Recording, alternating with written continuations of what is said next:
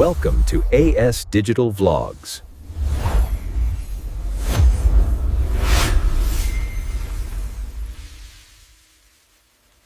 అందరికీ నమస్కారం. UPSC 2026 notification వచ్చేసింది కదా. అయితే దాన్ని పూర్తిగా చదివి అర్థం చేసుకోవడం కొంచెం కష్టంగా అనిపిస్తుందా? అస్సలు వరి అవ్వకండి. ఈ నోటిఫికేషన్లోని ప్రతి ముఖ్యమైన విషయాన్ని చాలా సింపుల్గా స్టెప్ బై స్టెప్ తెలుసుకుందాం. ఇంకెందుకు ఆలస్యం, పదండి మొదలు పెడదాం. ఫైనలీ ఎప్పటినుంచో ఎదురుచూస్తున్న ఆ మూమెంట్ వచ్చేసింది. యూపీఎస్సీ 2026 అఫీషియల్ నోటిఫికేషన్ రిలీజ్ అయిపోయింది.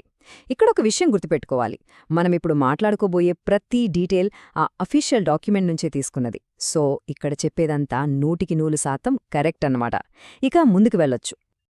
నిజం చెప్పాలంటే ఆ అఫీషియల్ నోటిఫికేషన్ చూడగానే కొంచెం కంగారుగా అనిపించడం సహజమే. ఎందుకంటే అందులో 100 పేజీలు, అర్థం కాని పదాలు చాలా ఉంటాయి కదా.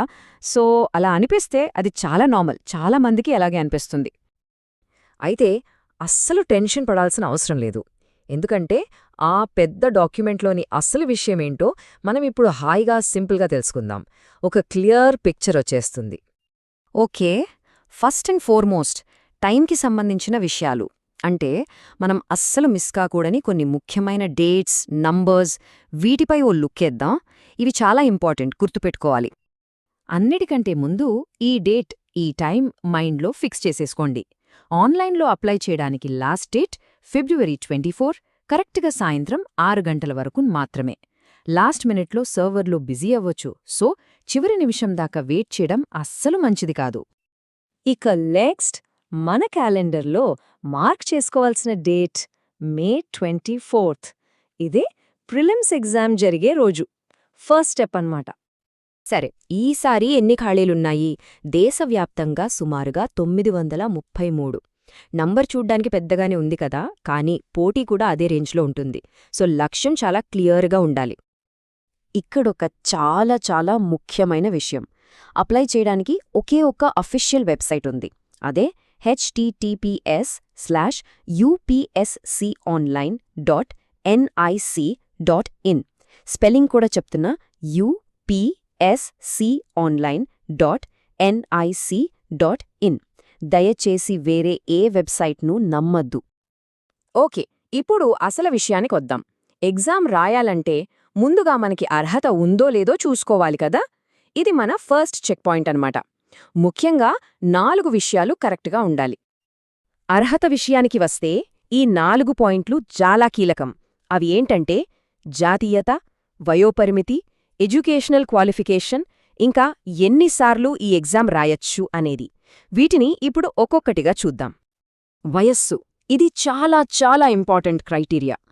ఆగస్ట్ 1, 2026 నాటికి వయస్సు 21 నిండి 32 దాటకుండా ఉండాలి. సింపుల్గా చెప్పాలంటే ఆగస్ట్ 1, 1994 కన్నా ముందు, ఆగస్ట్ 1, 2005 తర్వాత పుట్టి ఉండకూడదు. అయితే రిజర్వ్డ్ కేటగిరీల వారికి ఏజ్ రిలాక్సేషన్ ఉంటుంది. దానికి సంబంధించిన పూర్తి వివరాల కోసం ఒకసారి నోటిఫికేషన్ చూడాలి. ఇక ఎన్నిసార్లు ఎగ్జామ్ రాయొచ్చు అనే విషయానికొస్తే ఇది కేటగిరీని బట్టి మారుతుంది. జనరల్ లేదా ఈడబ్ల్యూఎస్ కేటగిరీకి 6 అటెంప్ట్స్ ఉంటాయి, ఓబీసీ వాళ్లకు 9. అలాగే పీడబ్ల్యూబీటీ కేటగిరీలో జనరల్, ఈడబ్ల్యూఎస్, ఓబీసీ వారికి కూడా 9 అటెంప్ట్స్ ఉంటాయి.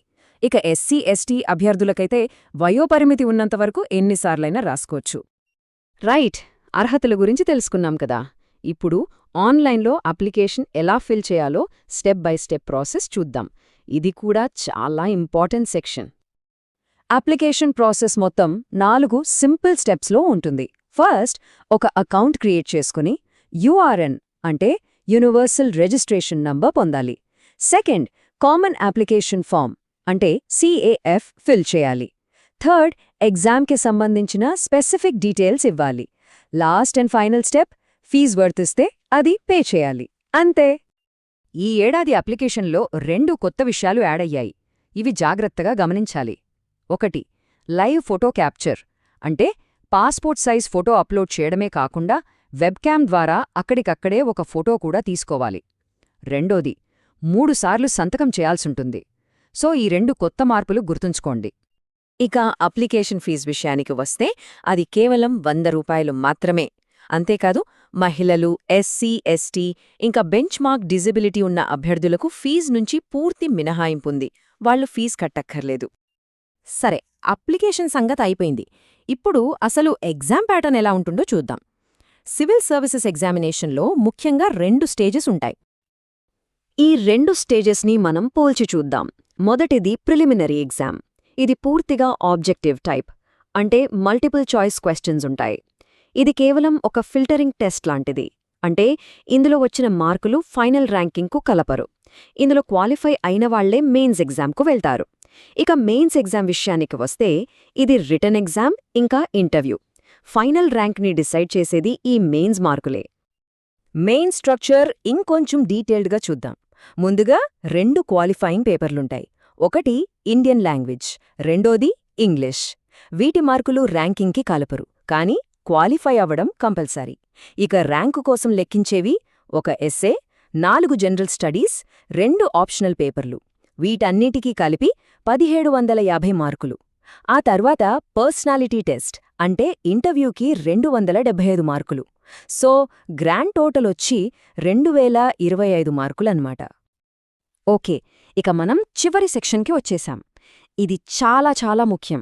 ఎందుకంటే ఇక్కడ చెప్పే రూల్స్ పాటించకపోతే డిస్క్వాలిఫై అయ్యే ప్రమాదముంది. సో చాలా జాగ్రత్తగా వినాలి. ఇది చాలా స్ట్రిక్ట్ రూల్. ఎగ్జామ్ హాల్లోకి మొబైల్ ఫోన్ తీసుకురావడం ఖచ్చితంగా నిషేధం.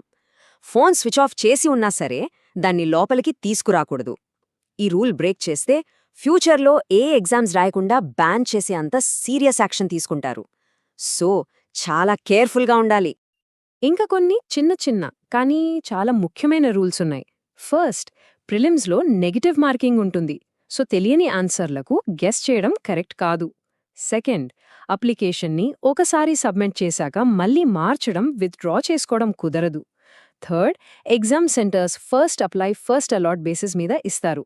అంటే ఎంత త్వరగా అప్లై చేస్తే నచ్చిన సెంటర్ దొరికే ఛాన్స్ అంత ఎక్కువ. లాస్ట్ పాయింట్, రిజిస్ట్రేషన్ అప్పుడు ఏ ఫోటో ఐడి వాడారో ఎగ్జామ్కి కూడా అదే తీసుకురావాలి, మర్చిపోవద్దు. సో ఇప్పటిదాకా మనం నోటిఫికేషన్ని పూర్తిగా అర్థం చేసుకున్నాం. తేదీలు, నియమాలు అన్నీ తెలుసుకున్నాం.